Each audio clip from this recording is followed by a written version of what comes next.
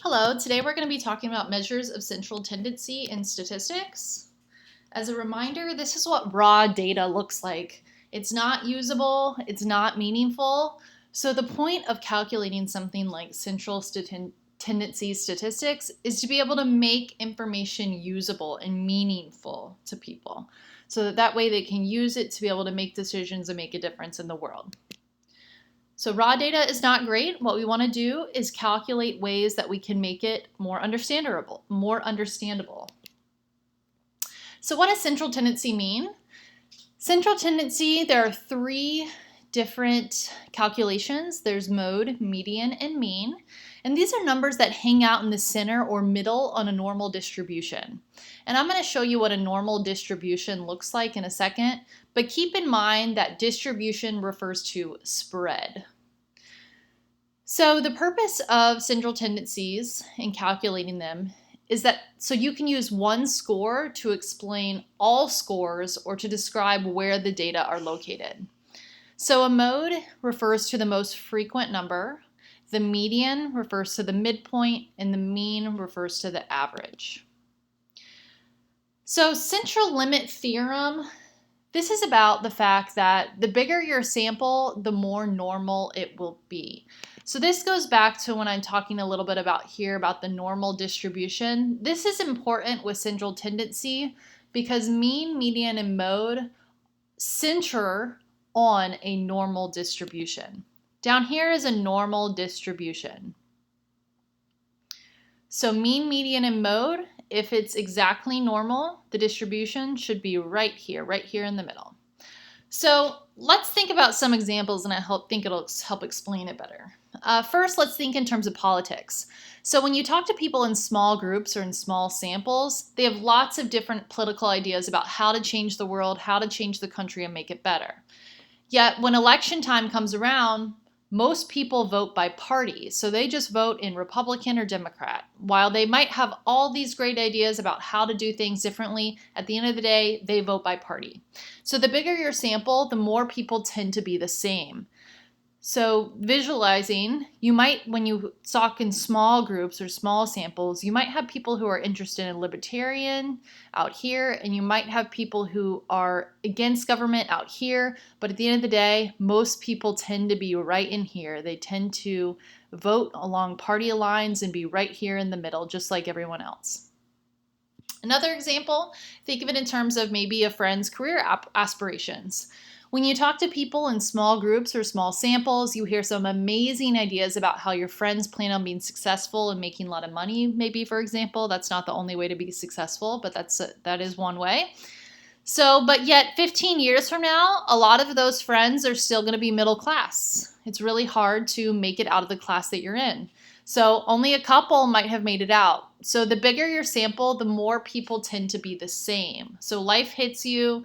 You get married, you have kids, you get divorced, stress happens. So while you had great aspirations where you wanted to be up here and you wanted to be not normal, you tend to kind of stay in the middle class, stay right here in the middle. So let's look at another example. This is a video which might help.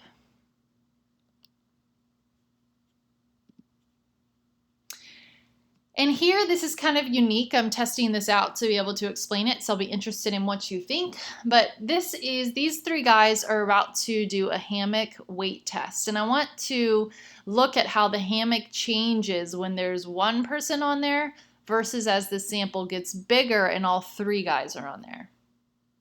All right, we've had a lot of people asking about the weight rating for our hammock, so we're going to demonstrate. We got Justin here first. It's 70 kilos or 153 pounds jumping on in that hammock.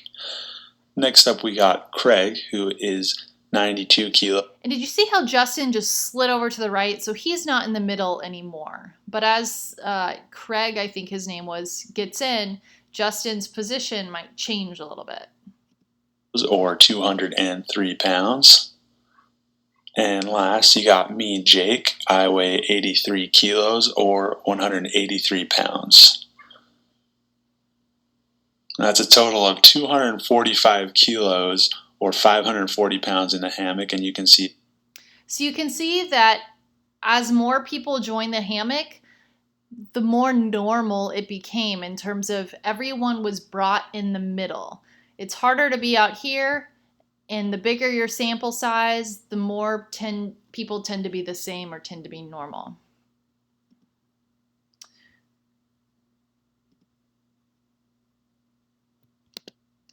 So, like I said, there's 3 different calculations for central tendency, mode, median, and mean. So let's go ahead and start with the mode first. So the mode is defined as the most frequent or the most common score. It can report categorical data, so that's good. Not all of them can do that. So let's look at this example right here. What is the number that shows up the most often in this list here? So we'll do this one together and you can do the second one on your own. So I'm seeing 1, 2, 3, 4 ones. I'm seeing just 1, 2. I'm seeing 1, 2 threes, 1, 6, 1, 5, and I see 3 fours. So it looks like the one that happened the most was the 1, and there were 4 ones. So that's the mode for example 1. That's the one that was the most frequent in the data set. You go ahead and do example 2 on your own.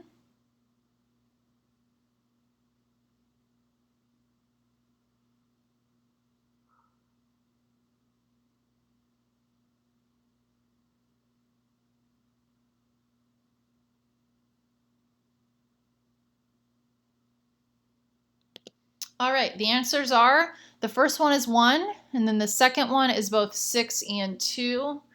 So it looks like there's 1, 2, 3 sixes, and then 1, 2, 3 twos. So yeah, it was, there's 2 modes in this situation. So you can have unimodal, you can have bimodal, you can have thrice modal. I don't know if it's called that, but multimodal. So it just kind of really depends on your data set. So I like to think of some real world examples of when mode might be helpful to use. So here's 2 examples here. So if we wanted to find out the most common pet in the classroom, we could list out everyone's types of pets that they have at home and then find out which pet is listed the most. And I'm going to guess it's a dog. I don't know that. But that would be one way that we could make the list of pets more meaningful. Instead of just having a list of dog, cat, bird, tarantula, dog, cat, bird, we could be able to count up the one that happens the most often, and that would be our mode. Another example is if we wanted to find out the favorite sport among students, we could have the students vote for their favorites and then find out which had the most votes. So they could list them out again, or they could vote for them and then see which ones had the most. So go ahead and find the mode on a frequency table. Remember, mode has the highest frequency, it has the highest number of counts. So which one, which age is the mode?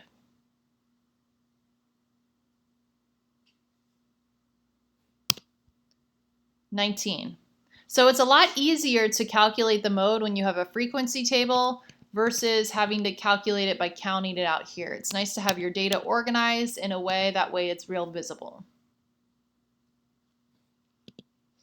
Now let's find it on a graph. Which one is the mode?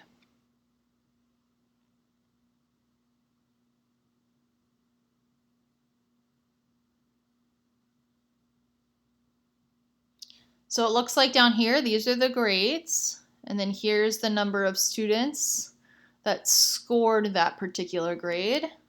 So see if that helps you. The answer is, the mode is 84. So there were 6 students that scored an 84 on the exam. That was the one that happened the most.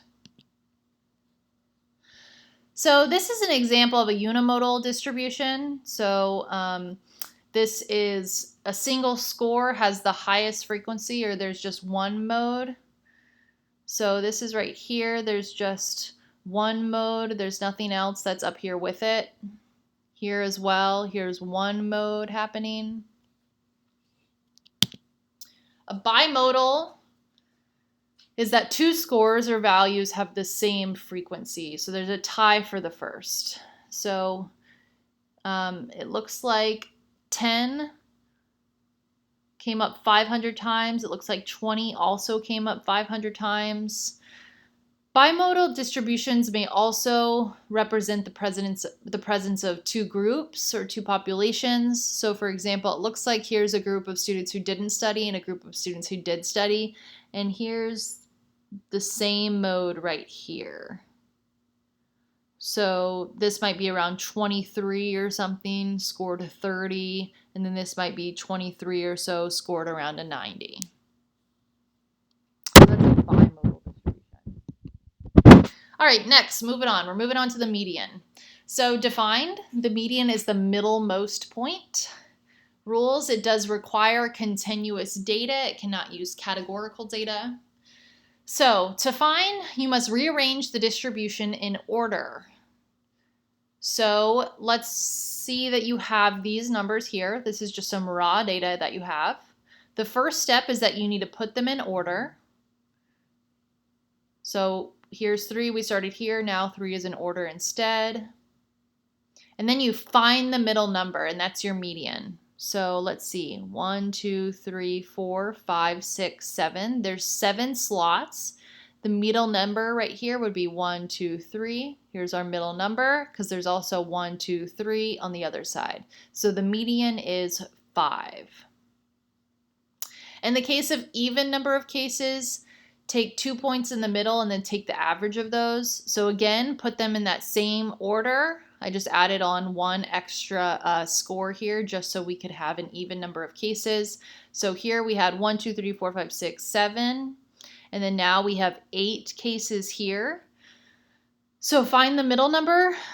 The middle number is, let's see, since it's 4 on this side, 4 on that side, these are both the middle numbers. So what we have to do is 5 plus 7 divided by 2, and then that's equal to 6. So 6 is that middle number. So we're just finding the average.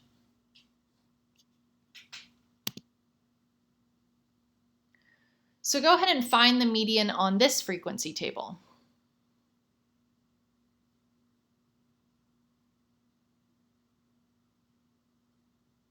Press pause, and then when you're ready, press play again, and we'll have the answer.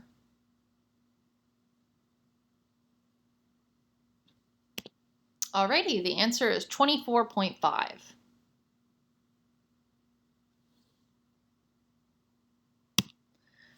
Alrighty, the mean. This is also known as the average. This is the most common measure of central tendency. We use it all the time. It does require continuous data. It can't process with categorical data.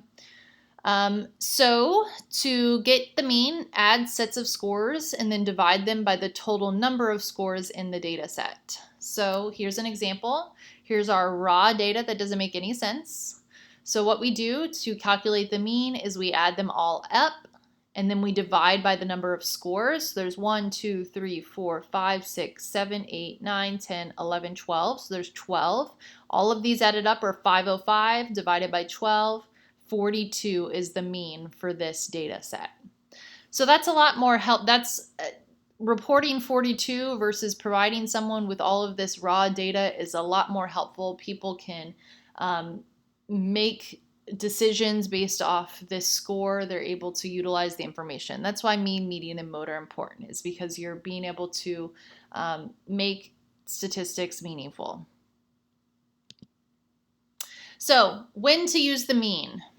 The mean is most commonly used. We use it all the time. So this is, for example, to find out the mean borrowed by 6 students in a tutorial group taking out a student loan in 1998 to 1999. The amount borrows by each student have been collected. This is how much loan debt there was, and then the total here. And then in order to find the mean loan, the amount borrowed was this number, which I think that's a pound. I think that's a pound, not a euro. And then you divide it by the number of students. So there was 1, 2, 3, 4, 5, 6 students. So this equaled that amount of loan debt.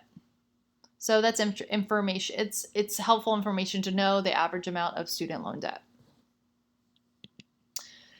When not to use the mean, though, this is when there are really high or really low values. So this is the mean of 6 graduates, and they took a survey about their salaries. So Claire makes 19, Navroop makes 21.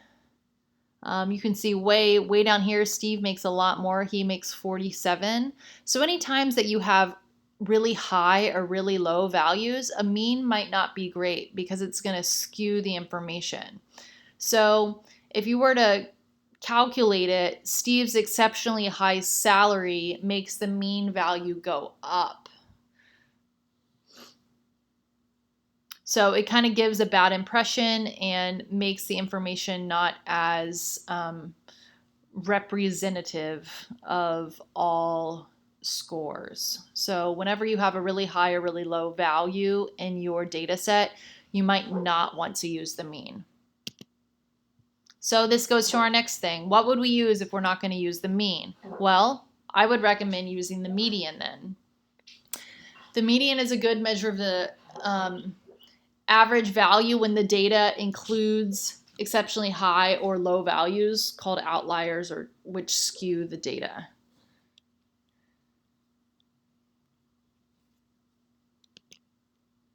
So here's when median is helpful. So this is a left skewed data. So the tail is on the left here, and a lot of the data is to the right.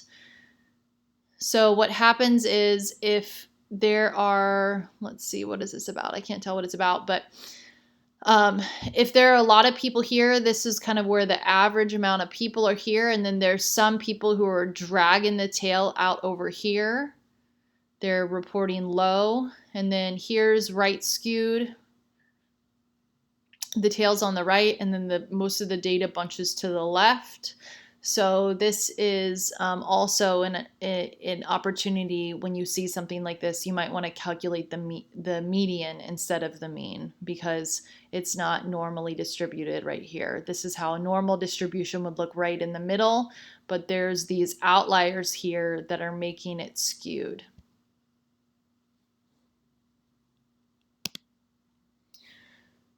So let's say we have raw scores representing the age at first marriage for a sample of 25 adults. So here's some raw data. I want you to go ahead and calculate the mode, median, and mean for all of those. And so go ahead and press pause, and when you're ready, we'll have them on the next slide as the answers. And here are the answers. So the mode was 19, the median was 22, and the mean was 23.